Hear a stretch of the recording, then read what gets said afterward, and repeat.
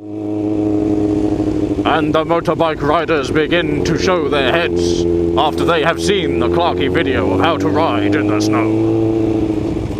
But the fact that there is no snow makes it a little bit better and a little bit more congested. Is this the correct word? Oh God, it's a Nissan Navara. I really want one. Oh, it's amazing. Oh. My pickup of choice.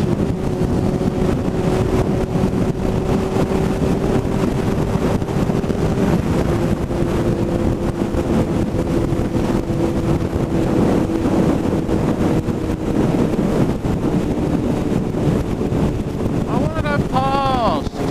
Let me go past. Come on.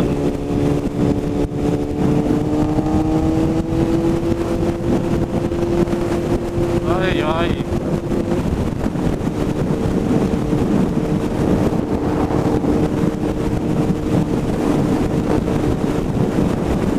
There we go, that's better. So, yes, right, someone said to me, they said, you know, what do you do about protecting your bike? As in, not as in when you're riding, but when it's at home, when you're asleep in your little bed and you're watching a film and there's nothing to protect your baby. Now, the obvious thing to do would be to put it in that garage, because it protects it from all of the elements and all of the bad, nasty people.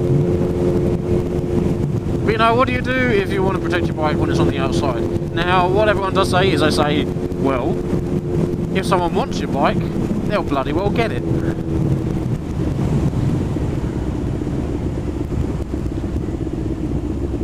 Most stupid lane design in the world. It's fucking ridiculous.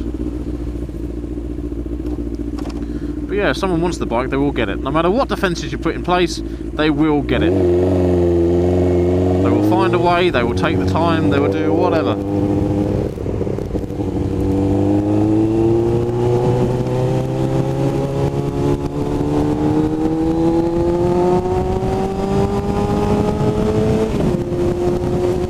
So what are the few things that you can do to your bike to keep it secure at night time? Well, one of the easiest ones, well not the easiest ones actually, probably the more expensive one is, not the more expensive one, but the most complicated one is to get an alarm on your bike. Now a lot of people complain about these alarms, they say, you know, they're cheap, they fault, they cause problems, if it's in your ignition then your ignition won't start and it's, you know, it's just a nightmare. So, you know, that's a choice. The more expensive you go for, the better. You do have some alarms that actually have tilt mechanisms on them as well, which means you get trackers on them and everything, but they have one thing actually has this thing where if the bike goes over a certain degree angle, it will send a text message to a number that you allocate to say, this has happened, this is tilted over, this is where they are. So, you know, if you do come off in the country road, someone will know about it, because you might be riding by yourself. Right, that's deviating a little bit. So you have a little bit of an alarm, the more expensive, technically the better, get it installed properly, know what you're doing and you won't have any problems.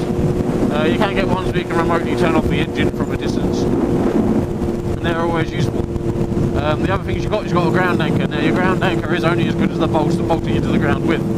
If you get a really, really, really, really strong ground anchor, and you've just got 4 bolts bolting it into like a brick, then all they do is just lift from the brick and the ground anchor's out of the way anyway.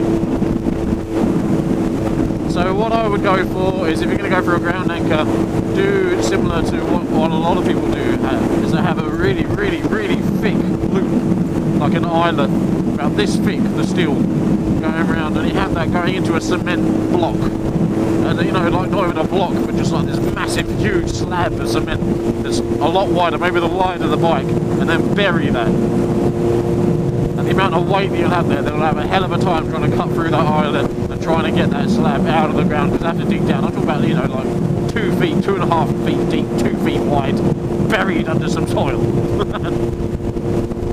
So that's one option.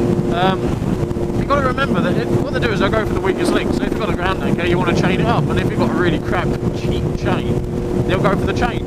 You'll have a really expensive ground anchor, can't be beaten, beat the chain, straight off your bike's got anyway, so get a really good chain. Now a good chain that I've always heard about, and are the Almax chains. They do have a website, go on there. They do show videos of all the people trying to break through their chains.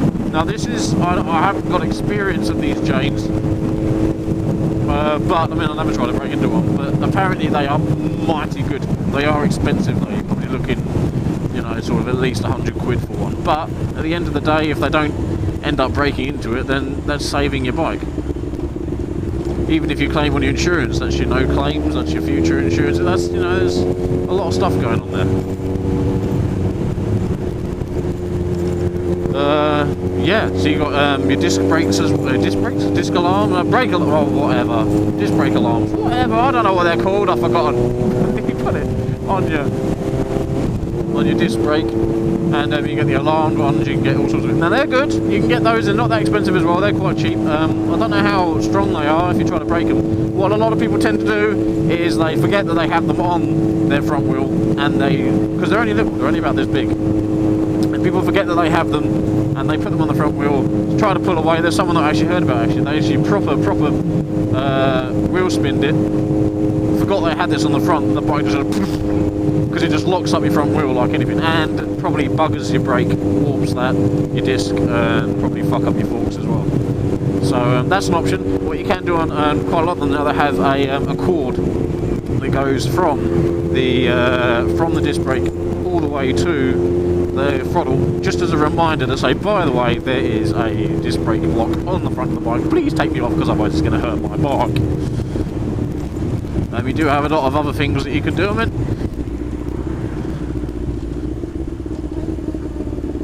anything that's, well, I mean, there's someone that I know who has a metal rod that they've essentially put through their wall with a metal plate on the inside of their house, and it goes through the side of their R1. So for them to actually get to it, I mean, they can't get to any of the metal to cut it. That's the first thing. And the second thing, if they wanted to get to the other side, they have to go through the wall of the house, the side of the house. It's just not going to happen. But they live in London, and that's the, you know, that's the sort of the best thing they can think of. I think I'm running out of fuel because I'm slowing down. I'm not noticing.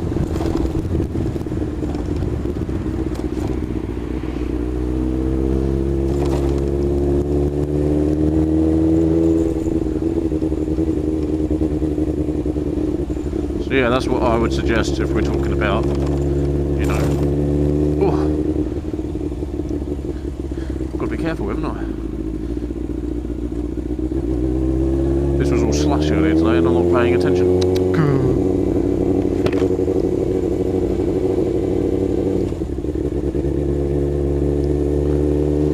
So yeah, so you got disc brakes, alarms, you got ground anchors, wall anchors. I mean, you can cast. It's pretty much a disc anchor, ground anchor, but through a wall. But yeah, that's what I suggest. Just do as many things as you can, because the more deterrence you got, the less likely there'll be someone who's thinking, oh, you know, that's worth it.